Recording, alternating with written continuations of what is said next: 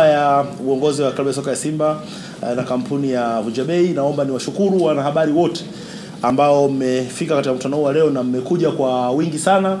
Lakini pia naomba nitumie nafasi hii pia kushukuru vyombo vyote ambavyo vinaonesha tukio hili mubashara, kwa maana ya live, moja kwa moja, na hivyo tunajua Watanzania kwa mamilioni wanatuona sasa hivi wakati tunafanya hili tukio.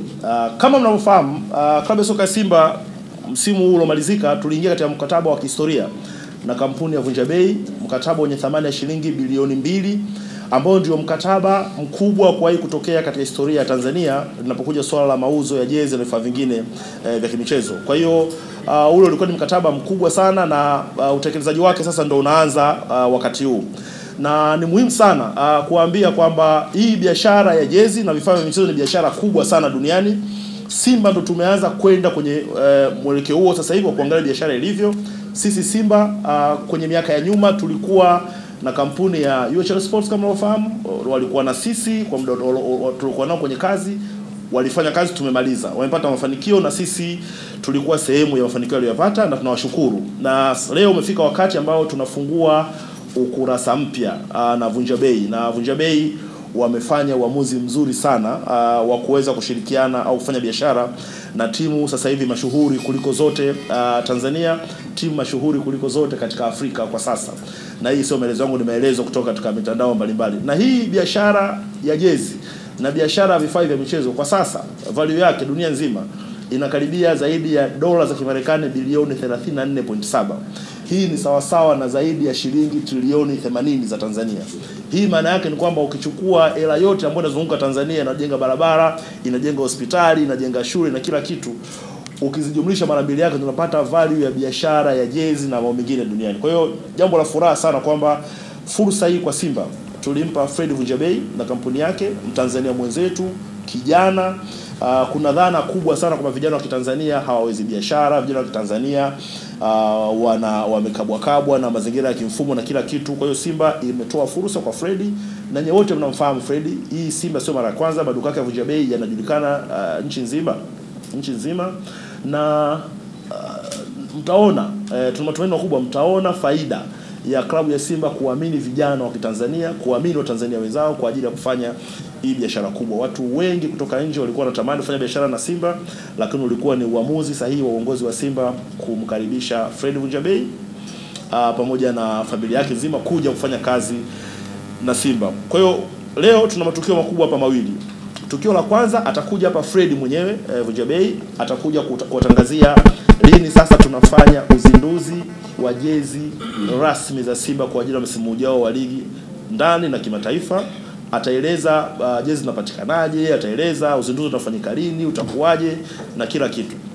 Fred mwenyewe yuko hapa, mnamuona. Lakini pia tuko na Wozu ni miongoni mwa wanamuziki maarufu wa Tanzania na Afrika. Yeye ana tukio lake la kipekee ambalo ni miongoni mwa zile hamasa za kuelekea katika Simba Day. Kama unafahamu, miaka yote Simba ilikuwa inafanyika, Simba Day ilikuwa inafanyika mwezi wa 8, tarehe 8 mwezi wa 8, lakini kutokana na mafanikio ambayo Simba imeyapata kwenye mashindano ya kimataifa mwaka huu, sherehe zimesogezwa mbele. Kwa hiyo huko nyuma tulikuwa tunatamba mwezi wa 8, mwaka huu kuanzia leo tarehe 1 mpaka tarehe 19 mpaka tarehe 25 kwenye ile mechi Simba ndio tutakuwa tunatamba. Kwa hiyo Septemba ni mwezi wa Simba, tuchukulie kwamba huu ni mwezi wa Simba, na leo ndio tunaanza rasmi, na tunaanza na Fred Vunja Bei. Kwa hiyo Wozu yupo, ana jambo lake, mtalisikia, jambo la kipekee kabisa, na mtaona namna ambavyo Simba inapiga hatua katika hatua mbalimbali. Lakini pia kuna Mwijaku, mwandishi mwenzetu, lakini pia ni mwanafamilia ya Simba na mwanafamilia pia Vunja Bei, na atakuwa na mambo yake hapa ya kuzungumza. Kwa hiyo bila kupoteza muda sana, naomba nimkaribishe Fred. Yeye ndio nyota wa mchezo, aje hapa aelezee kuhusu uzinduzi na jezi na kila kitu. Alafu baadaye akishamaliza yeye atakuja Wozu, alafu tutaruhusu maswali kutoka kwa waandishi wa habari. Kwa hiyo karibuni sana, nashukuru kunisikiliza. Fred, karibu. Na wasalimu kwa jina la Jamhuri ya Muungano wa Tanzania.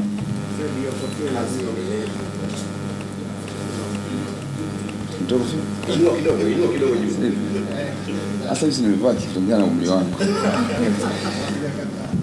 Asante. Tusichelewe. Kwanza naomba niombe radhi waandishi wa habari, tumechelewa kidogo. Kulikuwa kuna mambo tunaweka sawa, lakini pia niwashukuru sana kwa kujitokeza kwa wingi wa jambo ambalo hili linahusisha Simba pamoja na Vunja Bei. Niwashukuru sana. Lakini pia nafahamu kwamba kumekuwa na hamu sana mitaani kwa mashabiki wa Simba na ambao sio mashabiki wa Simba wanataka na wanatamani kujua jezi za Simba kwa msimu huu mpya 2021 2022 zitakuwaje. Kama tulivyosema awali wakati tuna sign mkataba na Simba, wetu ndio mkataba mkubwa kuliko mikataba yote kupata kutokea Afrika Mashariki na Kati. Mkataba wenye thamani ya bilioni 2. Hii maana yake ni kwamba hii ndio biashara kubwa sana katika klabu, kuuza jezi pamoja na zile merchandise zinginezo. Tuliahidi kufanya mambo makubwa kwa sababu tulishukuru kwamba kampuni ya Vunja Bei inamilikiwa na kuongozwa na vijana. Simba klabu kubwa kuliko zote, mabingwa wameamua kutuamini vijana. Sasa kama nyinyi vijana, naona wengi hapa ni vijana, endapo sisi tutakosea, wanawake tutakuwa tumeshindwa kuwa wawakilishi wazuri wa vijana waliopo leo Tanzania. Sasa kupitia biashara hii ya Simba na Vunja Bei, sisi tunaenda kuwapa heshima vijana wenzetu na kwamba organization zingine kubwa duniani Tanzania ziweze kuamini vijana kwa sababu sisi ndio taifa la leo. Hili ndio taifa letu sisi sahihi. So wengi wamekuwa wakitamani kujua design. Naona kuna design zinaonekana kama zimeliki kwenye mitandao. Inaonekana kama kuna zingine zina mambo mengi na nini, kwamba zinatengenezwa mbaya, zinashindanishwa na design za clubs zingine. Lakini ukweli ni kwamba hakuna design yoyote ambayo tumeitengeneza na ambayo ilipitishwa na kamati yetu ya kutengeneza jezi ambayo mpaka sasa imeonekana mtaani. Kwa nini? Ni kwa sababu sisi ni wazabuni wapya. Kulikuwa kuna mzabuni wa zamani na sasa tunaenda kuzindua kitu kipya. Kwa hiyo ile test yetu tunataka kwa mara ya kwanza ionekane kwenye macho yenu pale ambapo tunaenda kuzindua jezi rasmi ya msimu mpya. Kwa hiyo kwenye biashara kuna issue of secrecy. Kwa hiyo tumekuwa tunaificha isionekane. Biashara imefanywa, tumetengeneza jezi nyingi sana na zote tunazo, zimefanywa photoshoot, zimefanywa video, zimefanywa kila kitu. Lakini tumelinda mpaka sasa hamna aliyeweza kupata design na hamwezi kuiona mpaka siku ambayo tutaitangaza rasmi tunaenda kuzindua jezi zetu mpya za msimu. Na niongelee kuhusu launch. Launch itafanyika ya aina mbili. Tutafanya physical launch ambayo tunaita event launch, kwamba tutakuwa tuna tukio na tutafanyia hapa Hayat, na tukio hilo litakuwa ni tarehe 4 Jumamosi kuanzia saa 11 jioni mpaka saa 3 usiku. Na tutakuwa tuko live kupitia Azam TV. Kwa hiyo yule aliyopo nyumbani, uko Mwanza, uko Mbeya, uko wapi, tune Azam TV pale kuanzia saa 1 jioni, utaona jezi zetu zikoje, utaona mbwembwe za vijana na utaona mambo mengi. Kwa issue digital launch pia tumetengeneza kwa ajili ya mitandao. Nadhani dunia sasa inahama, tuko kwenye digital business pia, watu kwenye mtandao, jezi zitakuwepo, uzinduzi utakuwepo. Kuna baadhi ya digital billboards zitaonesha uzinduzi wa jezi yetu. Kwa hiyo kama uko mtaani ulikuwa unayumba Kariakoo, angalia digital billboard, unaweza kuona pia live mubashara kabisa jezi zitaonyeshwa pale. Kwa hiyo naomba nitangaze rasmi kwamba jezi ya Simba kwa msimu wa mwaka 2021 2022 itazinduliwa tarehe 4 Jumamosi hii saa 1 kamili jioni. Sasa kuhusu event kwaje, ni kwamba itakuwa ni kama corporate dinner tu. Tutaalika baadhi ya wadau, tutaalika viongozi, tutaalika wadau wa mpira TFF na wengineo, tutaalika waandishi wa habari, tutaalika watu mbalimbali. Kwa hiyo itakuwa ni invitees only, ni wale walioalikwa, kwa sababu hatutaweza kubeba watu. Tunajua watu wengi wanatamani kuwepo, lakini wale wachache ambao tutawaalika watakuja. Ila wewe uliyekaa nyumbani, kaa na kingamuzi chako Azam TV, utaona safi kabisa, utaona kila kitu. Na kwenye event yetu kutakuwa kuna mambo mbalimbali. Kutakuwa kuna entertainment, kutakuwa kuna stand up comedy, kutakuwa kuna vitu mbalimbali tunavitengeneza, nisimalize wote hapa, lakini tunatamani pia waandishi wa habari mtu support siku hiyo. Tunawakaribisha na waandishi wote ambao mnataka kuwepo siku hiyo kuanzia saa 4 Ijumaa asubuhi. Mje duka la Vunja Bei, branch ya Sinza madukani. Pale ndio tutakuwa tunatoa permit ambazo zitawaruhusu nyinyi kuingia kwenye event. Na msimamizi baada ya hapa tutawapa utaratibu, msimamizi wa hizo permit zenu atakuwepo, yuko hapa, tutatoa utaratibu baada ya hapa.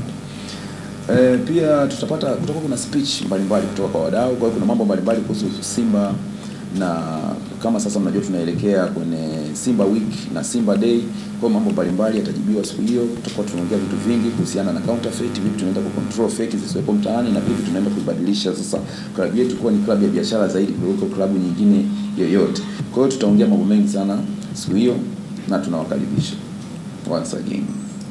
Sasa ningependa kidogo nigusie kuhusu sasa zoezi zima, kwa sababu sitamani kuongelea kuhusu product yenyewe, jezi yenyewe, lakini ninachowaahidi ni kwamba jezi yetu ni nzuri. Tumeconsider mambo mengi sana wakati wa utengenezaji wa jezi. Tumeangalia timu yetu imekuwa mabingwa kwa mfululizo kwa muda mrefu.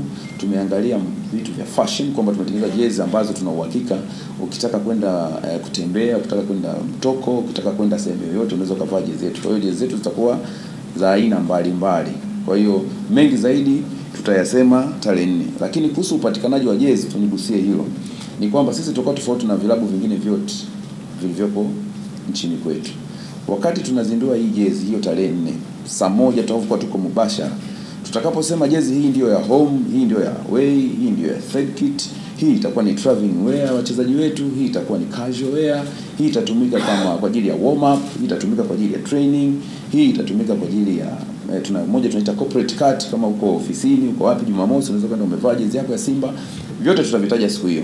Baada ya kusema sasa tumezindua rasmi, popote ulipo, kama unajua kuna duka la Vunja Bei, kama ni saa 1 usiku, saa 2 usiku, saa 3 usiku, muda huo kama uko Mwanza, kachukua jezi yako utaipata pale.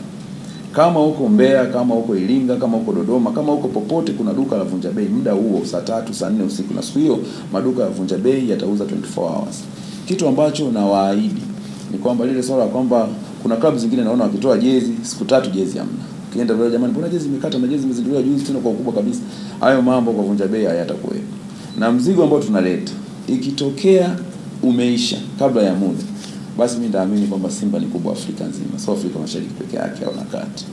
Sasa tumejiandaa vizuri, tuna mzigo mkubwa sana, na tunataka tutengeneze utaratibu kuelekea kwenye Simba Day, kwamba kama utanunua tiketi ya kwenda Simba Day, sisi tutatoa discount kwenye jezi. Kwa hiyo utakuja utapata tiketi yako Vunja Bei, afu tukufanyia discount ya jezi ili uende umekula jezi yako nyekundu ama nyeupe ama kijivu, ambazo ndio traditional colors za klabu yetu. Sasa nadhani nimeongea mengi, lakini kuhusu upatikanaji wa jezi tunaomba moyo na amani kabisa. Jezi zitapatikana, lakini pia jezi zetu zitakuwa zinapatikana kwa njia ya mtandao. Tuna Simba app, tuna Vunja Bei shop kwenye mitandao yote. Ukitaka huko Kongo, huko Mwanza, huko wapi, jezi yetu itakuwa inapatikana muda ule tuliozindua. Na baada ya kusema haya machache, naomba niwashukuru na nimrudishe Kamwaga kama kuna utaratibu mwingine. Simba 50,000 wameingia kwenye Simba hapa. Na mwekezaji wetu, mwenyekiti wa bodi Mohamed Dewji, alisema kila siku kwamba hapa Tanzania washabiki wa mpira wenye uwezo wa kifedha na ambao hela yao kwenye Simba kwenye timu yao haiwaumi ni washabiki wa Simba. Fred leo ametupa changamoto. Anasema anataka aone ukubwa wa Simba kwenye hizi jezi.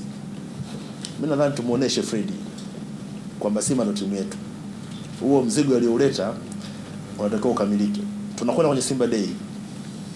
Shabiki wa Simba, na leo nimeangalia tarehe 1 leo. Kwa hiyo kwa wale ambao mwisho wa mwezi ambao mazuri, mzigo utakuwa hujakata bado. Kwa hiyo weka akiba, hakikisha kwenye Simba Day, popote pale ulipo siku ya Simba Day, unaweza kuwa unakaa Rukwa, unakaa Kigoma, Mwanza, nunua jezi yako vaa siku ya Simba Day. Nchi nzima jezi zitapatikana kwa wakati ambao unatakiwa. Kwa hiyo ni wito wangu kwamba hizi jezi ni za kwetu, na nadhani shabiki wote wa Simba kazi yake kubwa sasa hivi ni kuhakikisha kwamba yuko kwenye Simba app, lakini pia ana jezi ya Vunja Bei. Na tunashukuru Fred kwa hiyo offer aliyotoa ya kununua jezi. Kwa hiyo ukienda kununua tiketi yako kwa Simba Day tarehe 19 unapunguziwa bei ya jezi, na bei mtatangaziwa ile siku ya uzinduzi. Sasa shughuli kama hii, kuna jambo nilisema, kuna jambo lingine zuri ambalo linatokea kwenye kwenda kuongeza hamasa ya Simba Day, lakini hamasa kwenye hizo zima la kuuza tiketi na jezi. Sasa kwenye hili jambo naomba nimkaribishe Wozu aje hapa aseme jambo gani ambalo tutalifanya. Ataelezea vizuri, halafu mtaona namna Simba inavyopiga hatua katika maeneo mengine nje ya uwanja. Wozu, karibu. Asilimia kubwa ya wote hapa tunafahamu. naweza kusema kwamba nipo hapa kwa sababu ya mimi ni mshabiki halali wa Simba Sports Club, na kinachonifanya niwepo hapa ni mafanikio ya Simba Sports Club. Nipo hapa kwa sababu ya ubingwa wa Simba Sports Club. Sisi ni mabingwa. Kwa hiyo mimi ambao mlikuwa mjui, mimi ni mshabiki, naweza nikasema ni namba 1 wa Simba Sports Club. Baada ya kusema hayo, sina mengi ya kuzungumza sana. Labda nielekee kwenye point. Tunafahamiana wengi, mimi msanii wa Bongo Flava kutoka nchini Tanzania. Natumia talanta yangu niliyopewa na Mwenyezi Mungu kufanya kitu kizuri, kutengeneza muziki mzuri, sanaa nzuri kwa mashabiki zangu na kwa East Africa na Afrika pia na dunia nzima.